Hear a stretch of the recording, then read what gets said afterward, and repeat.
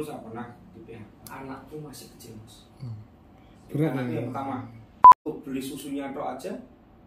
Udah kepala Jangan kita mudah menyalahkan siapa yang PHK. Tapi coba review di diri kita.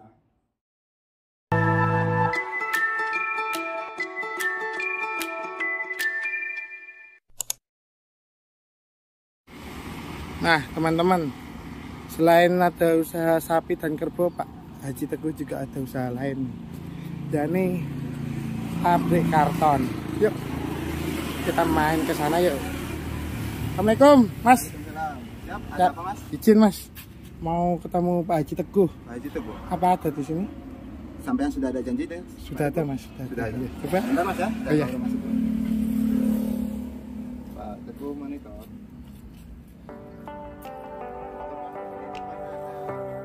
Nah teman-teman selalu ingat ya, sebelum kita masuk ke tempat orang, kita harus izin terlebih dahulu, terlebih apabila ada pihak keamanan, karena untuk menghindari hal-hal yang tidak kita inginkan.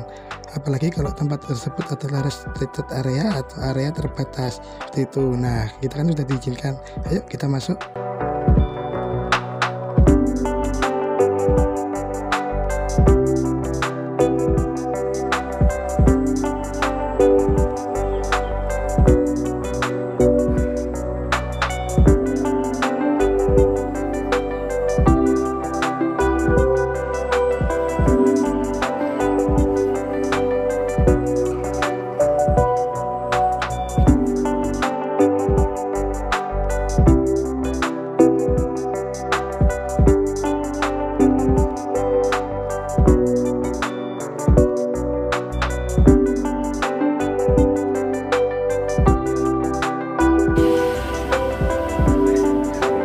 Assalamualaikum Pak. Ya. Ini ya, pakai sini dulu ya. Ya masuk sini. Duduk.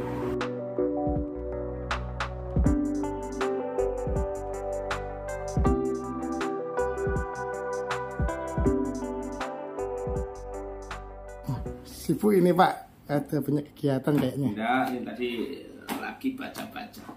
Gimana? Nah ini ada request dari teman-teman Pak, kan Nah, selain usaha sapi sama kerbau, ternyata Bapak juga ada usaha lain Pak.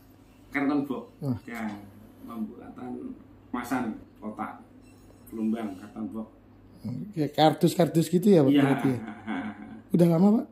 Sudah lama.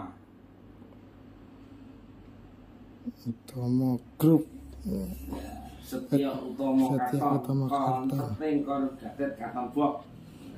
Jadi juga yang sapi sama kerbau juga masuk ke dalam ini ya, Utama Group juga ya? Iya, iya. Pokoknya semua usahaku di bawah bendera Utomo Group. Ya. Mungkin Apa yang mau tanyakan? tentang ini aja pasti Pak, usaha kayak kardus ini kan dari sapi sama kerbau juga ya berarti ya? Gini. Atau gimana Pak ceritanya Pak, awalannya Pak? Karton box saya dulu itu pernah kerja di perusahaan karton box ternama. Nah, alhamdulillah saya bisa diterima di pabrik kardus itu, dan pada waktu itu ya saya karyawan dari bawah, bukan langsung karyawan atas, dari bawah. Nah, alhamdulillah ya saya biasa, pokoknya saya kerja, intinya kerja, belajar, terus ya namanya rezeki Allah yang ngatur, akhirnya bisa bikin sendiri. Berarti dari bawahan sekarang jadi atasan ya? Enggak juga lah.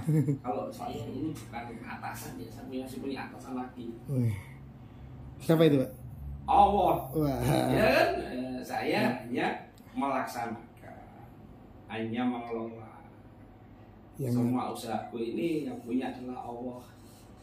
Saya hanya mengelola, dikasih amanah. Itu dari bawah itu Pak, berarti kan ada suka dukanya juga ya Pak, berarti Pak? Ya kardus itu Mas, dibilang mudah ya sulit, dibilang sulit ya angel. Angel. Hah? Ya sulit ya angel ya. Ya iya. Ya, kalau menurut saya ya, usaha yang lain itu masih bisa, contoh ya mebel. Saya bukan meremehkan mebel, tidak, mohon maaf teman-teman yang lain. Mebel itu kalau ada kesalahan itu masih bisa ditempel, masih bisa direvisi, masih bisa diganti juga revisi, iya masih bisa direvisi, dan seandainya ada retur itu masih bisa dijual dan harganya masih tinggi. Tapi kalau pedus sekali salah satu nyablonnya, merentingnya salah, udah KO deh. Udah bisa diganti Pak berarti. Nggak bisa, jadinya dijual ya kawal 1.500, 2.000, sedangkan beli kertasnya kan per kilonya udah di atas 10.000. Nah, seperti itu. Nah, makanya dari situlah risk, cara bilang dianggap mudah itu tidak bisa, ya sulit, dianggap sulit yuk tambah mangel, tambah sulit lah, seperti itu. Tapi ya tadi saya yang sering sampai ke panjenengan bahwa sesuatu itu harus ada ilmunya. Mungkin kalau saya dulu belum pernah kerja di pabrik kerdus ya mungkin tidak bisa.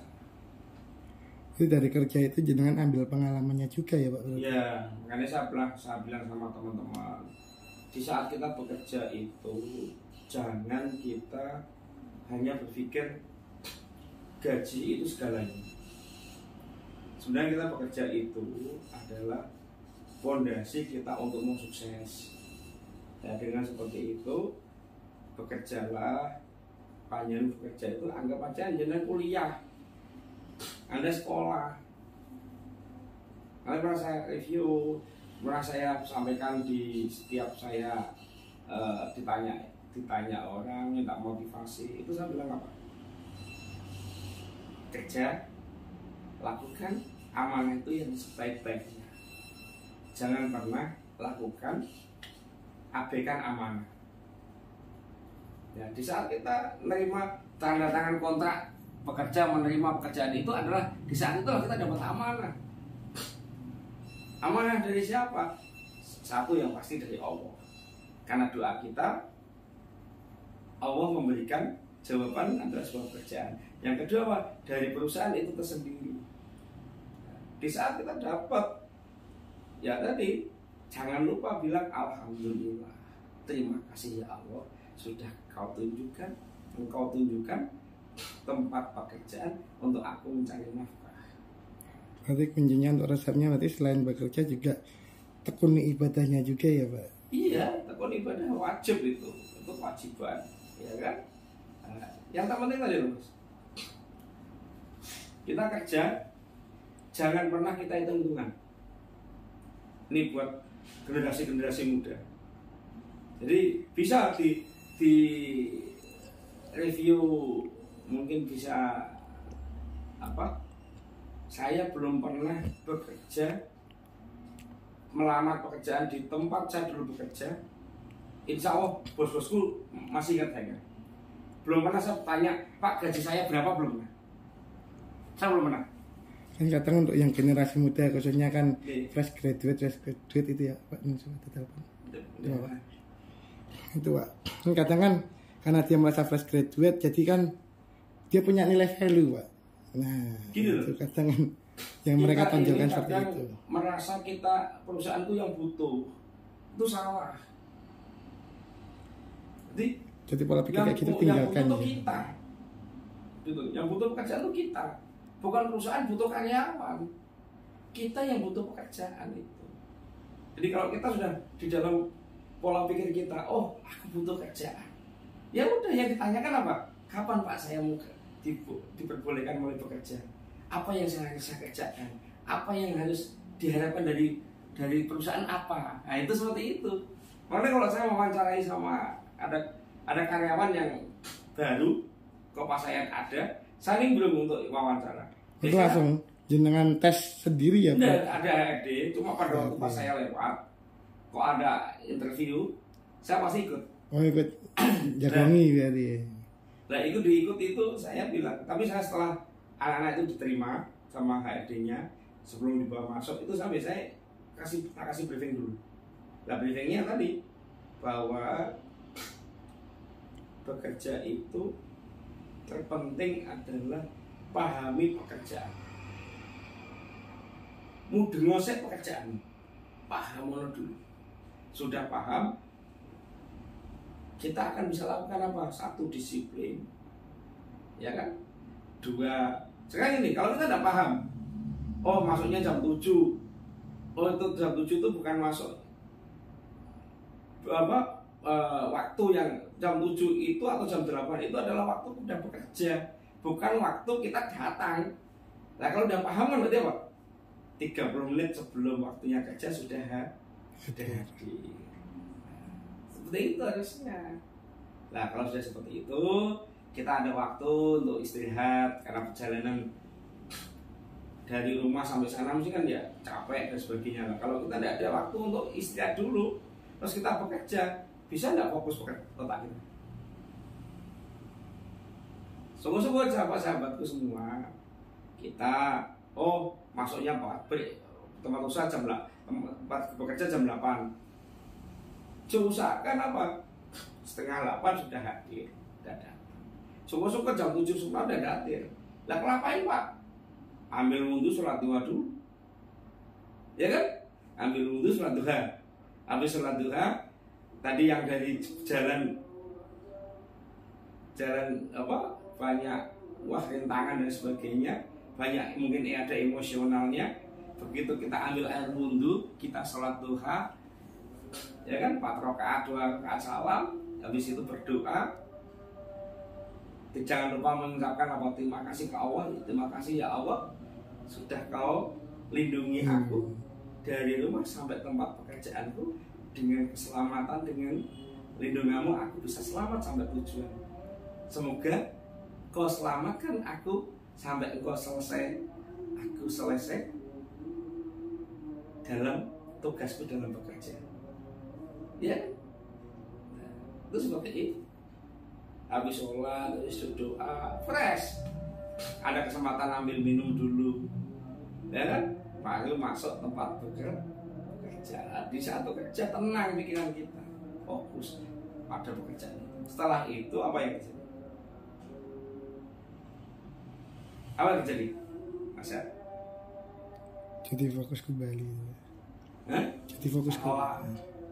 Yang terjadi apa? Begitu kita udah fokus dan gini pekerjaan, saya yakin seorang pemimpinan akan lihat prestasi kita, ya kan? Nah, udah lihat prestasi kita, lihat cara kerja kita, hasil kita, udah kemana rezeki, ya kan? Kadang teman-teman pada punya UMR kok apa minimum, Mbak? lah, kenapa ada ngejar upah apa? Maksimumnya. Nah, ya kan? Ya kan? Harusnya maksimal. Ya doya. Lah maksimal gimana? Nah, coba kalau kita masuk itu di situ prestasi, terus kita bisa jenjang kita bisa dari bawah bisa naik. Kita yakin begitu jadi supervisor, jadi kepala regu, jadi operator, gaji udah di atas UMR. Kan itu, ya kan? Sebenarnya dulu, ya, alhamdulillah. Dalam hati saya bukan terus Setia Utomo ini usaha warisan, bukan usaha. Jadi itu ada sejarahnya. Sejarahnya saya dulu kerja ikut orang dulu. Saya pabrik A, habis itu memang kami sudah dibutuhkan di pabrik A, akhirnya saya pindah di pabrik B, di pabrik C dan sebagainya seperti itu. Berarti dari rintisan pertama juga ya, Pak? Iya, dan itu pun ya tidak harus Setia Utomo ini langsung besar seperti ini, tidak. Nanti dulu ada kita ada rintisnya ya berat sekali sama. Jadi ya itulah. Nah ini Pak, kan kayak tadi jenengan kan misal sudah tidak di pabrik A dan di pabrik B, kan juga kan kadang di sekarang ini kan kayak misal perekonomian kan juga sulit Pak. Banyak perusahaan yang mungkin mem-PHK pegawainya dan lain sebagainya. Nah ini kan ada yang mungkin yang usianya sudah senior Pak, bukan fresh graduate lagi. Mungkin dia masih ingin bekerja dan lain sebagainya. Ada tips enggak Pak untuk teman-teman yang seperti itu Pak? Kan katanya mereka sudah insecure dulu Pak, udah kayak melemah dirinya karena saya sudah gak fresh graduate atau mungkin perusahaan itu gak mau nerima saya seperti itu. Gini ya, saya untuk tip ya, gini, itu ya agak berat saya jawabnya karena nanti kadang bisa menyinggung orang, tapi tidak apa-apa saya coba ya. Gini, kalau kita dapat PHK, seperti dulu saya pernah di PHK. Oh, juga pernah di PHK juga ya Pak? Pernah, ya itu pun dari kita jangan PHK itu adalah bukan di akhir cerita. Kalau bagi saya itu di awal cerita. Ya, PHK itu jangan kita mudah menyalahkan siapa yang PHK. Tapi coba review di diri kita. Yang terpaling tadi, cari kesalahan kita dulu. Sesuatu itu adanya api mesti ada sebab, ya kan? Tidak ada tiba-tiba ada api, mungkinkah? Ya kan? Pasti ada sebab. Nah, di situ juga sama, adanya PHK mesti ada sebab. Nah, sebabnya itu sebab perusahaan atau sebab dari diri kita. Nah, yang terpenting kita cari dari diri kita dulu. Kadang maaf, kita PHK itu kadang perusahaannya memang merugi, akhirnya tidak bisa gaji karyawan dan sebagainya, akhirnya apa? Perusahaan berat harus PHK. Itu pun kita kalau harus menyalahkan perusahaan, itu kita ya akhir cerita. Tapi kalau kita oh iya perusahaan ini bangkrut, rugi karena ya saya salah, karena saya yang bekerja.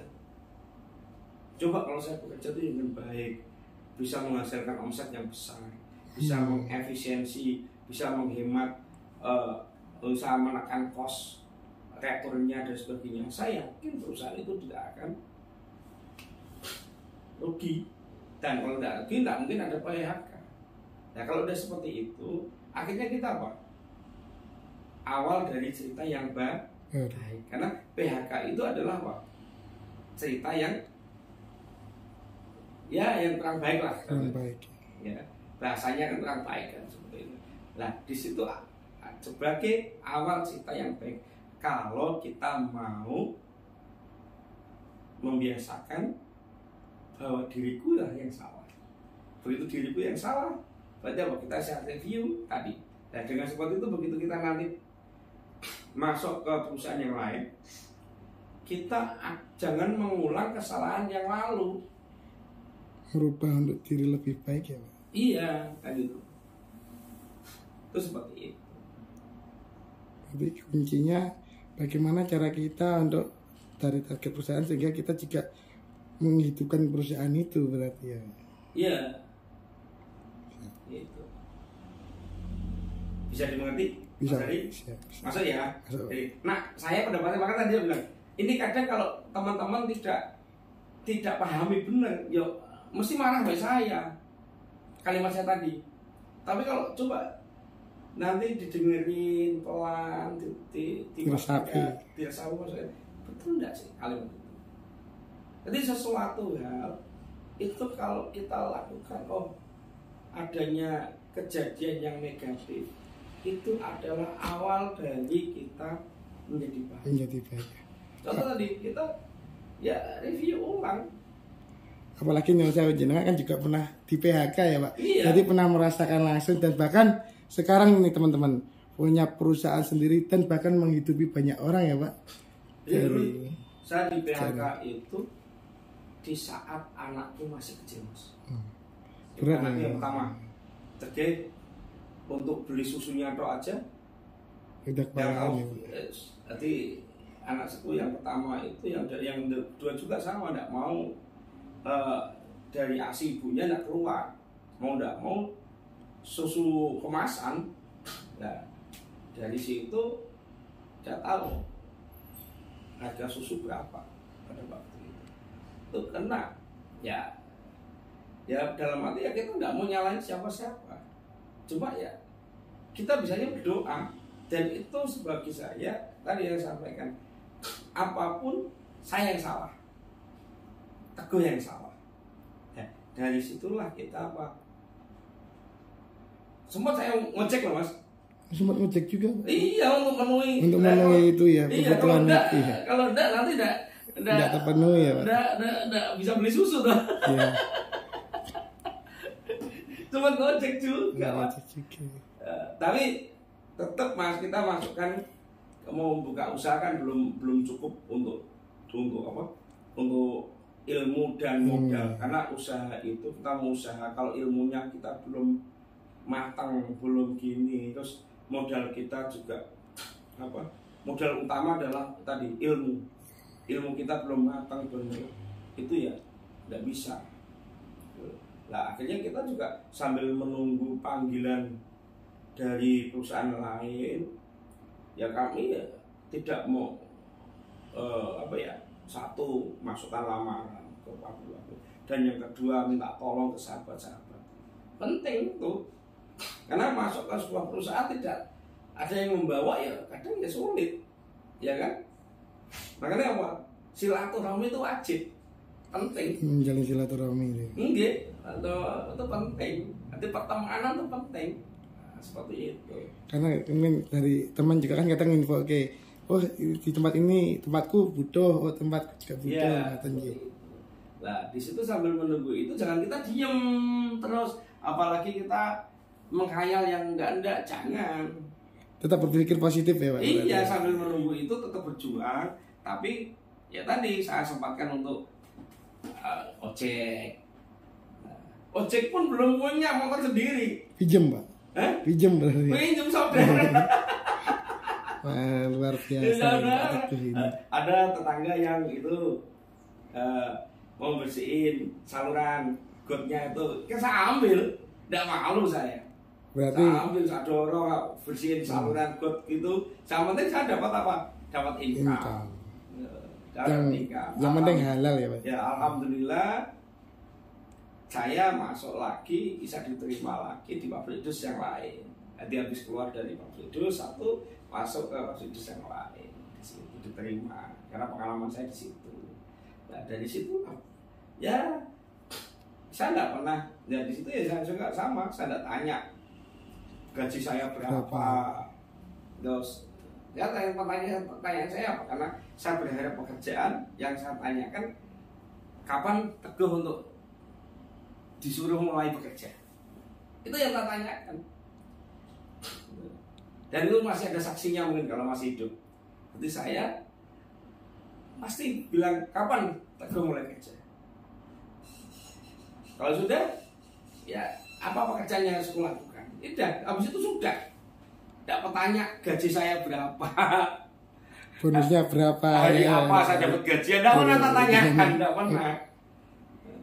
Berarti kuncinya yang pertama itu kita harus berani mencoba ya Pak. Iya, saya kan ini. Ya tadi saya sudah diajarkan orang tua saya bahwa kita itu ada dua, satu doa secara goib sama doa secara nyata. Secara goib itu apa? Kita berdoa, ya Allah, setiap kita habis sholat, setiap kita habis zikir, setiap kita habis mengaji, doa meminta Allah, bla bla bla bla seperti ini. Yang doa secara nyata apa? Ya tadi kita bekerja tadi. Secara real itu ya. Ya, saya sungguh-sungguh kini saya yakin Allah akan apa melihat. Oh, cah kae nak bunyi gelem doa, nak isok gelem nyambut gawe seperti itu. Insya Allah akan nasib kita dirubah. Kerja diniati ibadah. Pak Teguh, matur suwun sangat ini Pak Teguh atas ilmunya yang sangat luar biasa. Saya mungkin izin share Pak ke teman-teman, khususnya untuk anak muda dan mungkin juga para pekerja-pekerja untuk biar lebih semangat Pak. Gini, terakhir ya. Oh iya, ada tambahan Pak? Buat teman-teman semuanya, terutama generasi muda, jangan pernah kamu apapun kamu perhitungan dengan rupiah. Tapi apa? Carilah ilmu sebanyak mungkin. Carilah saku sebanyak mungkin. Jadi kamu harus cari, dan itu yang terpenting, belajar setia. Sebelum Anda bisa setia dengan pasanganmu, kamu setia dulu dengan tempat pekerjaan. Karena saya bisa seperti ini dulu sama. Kalau saya tidak diberhentikan, itu tidak akan saya keluar. Itu seperti itu. Kadang anak-anak, maaf ini, kerja baru dapat 3 bulan, resign, pindah sana, baru dapat 1 tahun, resign gini.